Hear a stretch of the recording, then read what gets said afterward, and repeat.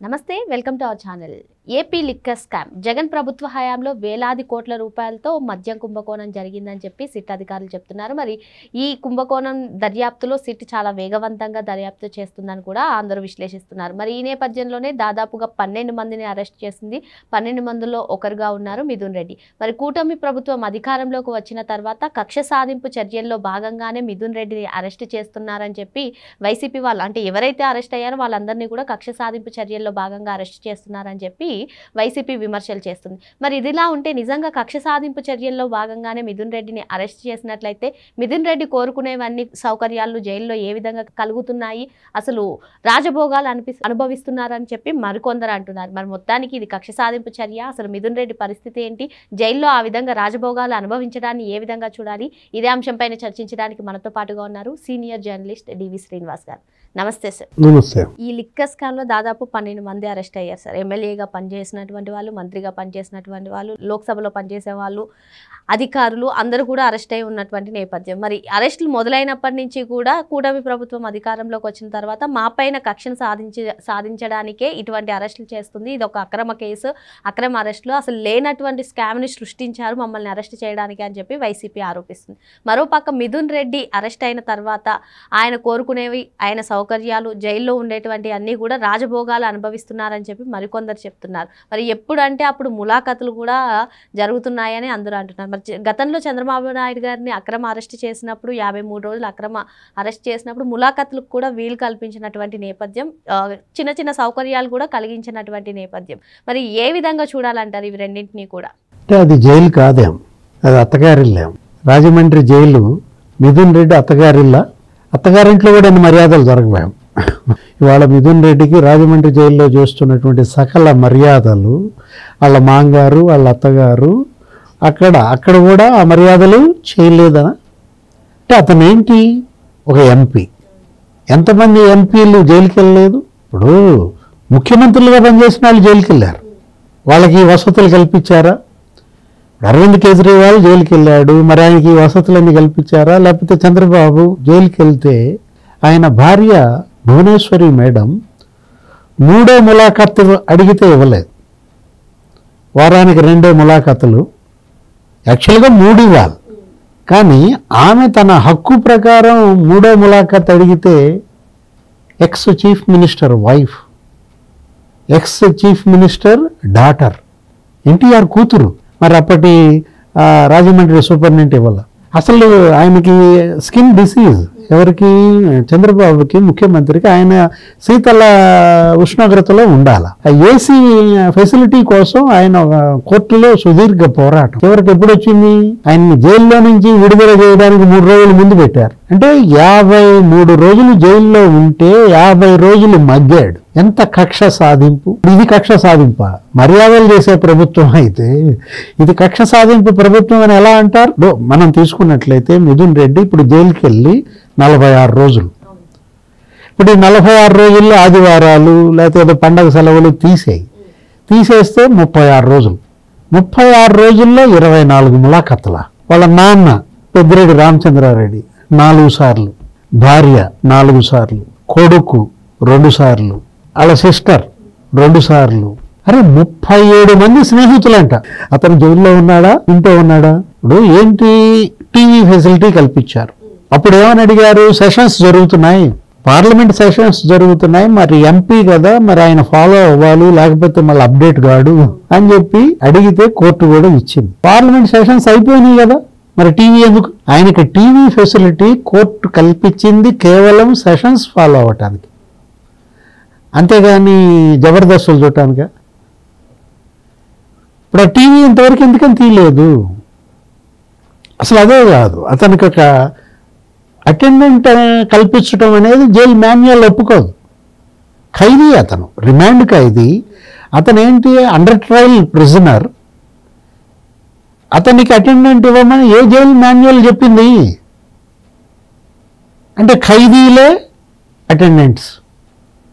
ఇప్పుడు ఆ బ్లాంకెట్స్ మార్చటం, గది శుభ్రం చేయడం ఖైదీలతో చేపిస్తున్నారు. అంటే అతను ఏమన్నా ఒక పెద్ద పెత్తందారా, పాలెగాడ? అసలు వీళ్ళందరూ కూలేళ్ళ? ఇప్పుడు తోటి ఖైదీలతో ఈ ఖైదీకి ఎలా మర్యాదలు చేపిస్తారు? ఎవరా సూపరింటెండెంట్? ఇప్పుడు ఆదిరెడ్డి అప్పారావు, ఆదిరెడ్డి వాసు ఉన్నారు. ఇప్పుడు ఆదిరెడ్డి వాసు అక్కడ MLA, Adireddy Apparao X MLC. వాళ్ళిద్దరిని జైల్లో పెట్టారు, రాజమండ్రి జైల్లోనే పెట్టారు. పెడితే అప్పుడు తెలుగుదేశం పార్టీ అధ్యక్షుడిగా మాజీ ముఖ్యమంత్రి చంద్రబాబు ములాఖత్కి వెళ్ళారు, పలకరించడానికి, వాళ్ళని చూడటానికి, కొంచెం మొరాలిటీ బిల్డప్. వెళ్తే వెంటనే ఆ పర్మిషన్ ఇచ్చిన సూపరింటెండెంట్ బదిలీ. అప్పుడు ఎవరో రాజారావు ఎవరో ఉన్నాడు జైలు సూపరింటెండెంట్గా రాజమండ్రికి. అంటే ఏంటి, చంద్రబాబుని లోపలికి రాణిస్తారా, వాళ్ళతో కల్పిస్తారా అని చెప్పి అతన్ని ట్రాన్స్ఫర్ చేశారు. మరి చూసావా జగన్మోహన్ రెడ్డి ప్రభుత్వం అంటే ఇప్పుడు ఈ ప్రభుత్వం, కూటమి ప్రభుత్వం కక్ష సాధిస్తోందా, మర్యాద చేస్తోందా చెప్పండి. ఎవరు చెప్తారు? పెద్దిరెడ్డి చెప్తాడా, సజ్జలు చెప్తాడా, జగన్మోహన్ రెడ్డి చెప్తాడా? ఆయన యోగా మ్యాట్ కూడా అడిగాడంట. ఏది మరి యోగా చేసుకోవటానికి మినరల్ వాటర్ ఇస్తున్నారు, తర్వాత దోమతెరలు పెట్టారు. ఆ రోజు కొడాలి నాని ఏమన్నాడు? చంద్రబాబు ఆ రోజు జైల్లో ఉన్నప్పుడు కొడాలి నాని లాంటి వాళ్ళు ఎలాంటి పిచ్చి మాటలు మాట్లాడారు? దోమలు గుట్టగా మరి రంభా ఊరసి మేనకలు వస్తారా అని ఏదో అన్నట్టున్నాడు. ఇంకా అదొక్కటే తగ్గినట్టుంది. ఇప్పుడు మిథున్ రెడ్డికి అదొక్కటే తగ్గినట్టుంది, అన్ని మర్యాదలు చేస్తున్నట్టున్నారు. సార్ ఒక్క మిథున్ రెడ్డికే కాదు సార్, గత ప్రభుత్వ హయాంలో ఇప్పుడు లిక్కర్ స్కామే కాకుండా ఎవరైతే అవినీతి ఆరోపణలు ఎదుర్కొన్నారో, పిఎస్ఆర్ ఆంజనేయులు అరెస్ట్ అయినప్పుడు కానివ్వండి, రాజకేశ్ రెడ్డి కానివ్వండి, వీళ్ళు ఏ కోరితే అది వంట చేసుకుంటానని రాజకేశ్ రెడ్డి, పిఎస్ఆర్ ఆంజనేయులు గుడికి వెళ్తానని, ఈ విధంగా ఏ ఫెసిలిటీస్ అడుగుతుంటే అన్ని ఫెసిలిటీస్ కూడా ఇస్తున్నప్పుడు ఇది కక్ష సాధింపు చర్యలు ఎలా అవుతాయి, అక్రమ అరెస్టులు ఎలా అవుతాయి, ఏ విధంగా చెప్తారు? ఆయన సంధ్యావందనం ఏది, పిఎస్ఆర్ ఆంజనేయులు ఉదయం మరి సాయంత్రం సంధ్యావందనం చేసుకోవడానికి వెళ్ళేటప్పుడే ఆ పరికరాలు తీసుకుని వెళ్ళబోయాడు. ఏదో ఆపినట్టున్నారు, మళ్ళీ దాన్ని అడిగినట్టున్నారు. లేకపోతే అసలు ఇప్పుడు ఎందుకు ఈ సంజయ్, పిఎస్ఆర్ ఆంజనేయులు? ధనంజయ రెడ్డి అయితే మొన్న ఏమన్నాడు తెలుసా, బెజవాడ జైల్లో. అక్కడ బెజవాడ జైల్లో అంటే వాళ్ళు వాకింగ్ చేస్తున్నారు, ఏదో బయటకు తిరుగుతున్నట్టున్నారు. బయట తిరుగుతుంటే పక్క బిల్డింగ్ నుంచి వాళ్ళని వీడియో తీస్తున్నారంట, ఫోటోలు తీస్తున్నారంట. దాని మీద న్యాయాధికారి దగ్గర వాపోతాడు. అసలు వీళ్ళకి ఎందుకు ఇప్పుడు బయట నుంచి భోజనం అలా ఏమైనా అడుగుతారు, లేకపోతే మేమే వండుకుంటామంటారు. అంటే ఏంటి అక్కడ ఆ భోజనం తినలేరా? ఇప్పుడు శ్రీకాంత్ గుర్తొస్తున్నాడు. ఏ జైలు అది? నెల్లూరు జైలు. శ్రీకాంత్ దగ్గర సాల్ట్ వాటర్ ఉంటుందంట. ఖైదీలందరూ వాళ్ళకి కొంచెం మరి ఉప్పు తగ్గిస్తారు అనుకుంటా కూరలు అవి వండేటప్పుడు. వాటిల్లో ఆ సాల్ట్ వాటర్ కోసం అతను కలవాలి, బీడీల కోసం అతను కలవాలి, ఫోన్ మాట్లాడుకోవటం కోసం అతను కలవాలి. ఈ అవసరాలన్నీ వాళ్ళకి తీర్చినందుకు వాళ్ళు బయటికి వెళ్ళిన తర్వాత అరుణ గ్యాంగ్లో చేరాలి. అసలు నెల్లూరు జైలు సూపరింటెండెంట్ ఎవరు ఉండాలో కూడా డిసైడ్ చేసేది శ్రీకాంత్, అరుణ. అంటే జైళ్ళ శాఖ సాగిలపడిందా నేరస్తులకు? నేరస్తుల్ని జైలు శిక్ష ఎందుకమ్మా? ఇప్పుడు జైల్లో ఎందుకు పెట్టారు చెప్పు? మిథున్ రెడ్డిని ఎందుకు పెట్టారు? కనీసం కొద్దిగా పరివర్తన, పశ్చాత్తాపం, తప్పు చేశాను, అరే నేను ఎంపీని, నేను అసలు ఢిల్లీలో లోక్సభలో మాట్లాడాల్సిన నాకు ఈ పరిస్థితి ఎందుకు వచ్చింది, జగన్మోహన్ రెడ్డితో నేను చేరటం ఎందుకు, లేకపోతే ఈ విధమైన తప్పుడు పనులకు పాల్పడటం ఎందుకు, ఇలాంటి పరివర్తన పశ్చాత్తాపం వచ్చేటట్టుగా జైలు చేయాలి కదా. అది లేకపోగా జగన్మోహన్ రెడ్డి హయాంలో జైళ్ళు ఎలా ఉన్నాయి, ఇప్పుడు ఎలా ఉన్నాయి? అరే అక్కడ ఎవరిని పడితే వాళ్ళని బయటికి తీసుకురావటం, పిచ్చి కొట్టుడు కొడతాం, మళ్ళీ లోపల పంపించటం. రఘురామకృష్ణరాజుని ఎన్ని చిత్రహింసలు పెట్టారు ఇదే పోలీస్. అంటే మాది మంచి ప్రభుత్వం అని చెప్పుకోవటానికే ఈ మర్యాదలు. ఇది మెతక ప్రభుత్వం కాదు, మంచి ప్రభుత్వం అనేది అంటున్నారు. అంటే ఒకటి చెవిరెడ్డి భాస్కర్ రెడ్డి, లేకపోతే 12 మంది అరెస్ట్ అయ్యి జైల్లో ఉన్నారు. వాళ్ళందరికీ లేని మర్యాదలు ఇతనికి ఎందుకు? ఇప్పుడు వాళ్ళందరికీ మీరు ఖైదీలతో సపర్యలు చేపిస్తున్నారా, టీవీలు పెట్టారా? అంటే డబ్బా మనకు కనపడుతోంది. ఏంటి, డబ్బుకు దాసోహం చేస్తున్నారా ఈ సిబ్బంది, ఈ ఆఫీసర్లు, ఈ పోలీస్ అధికారులు, ఈ జైళ్ల శాఖ అధికారులు? ఇది తప్పు.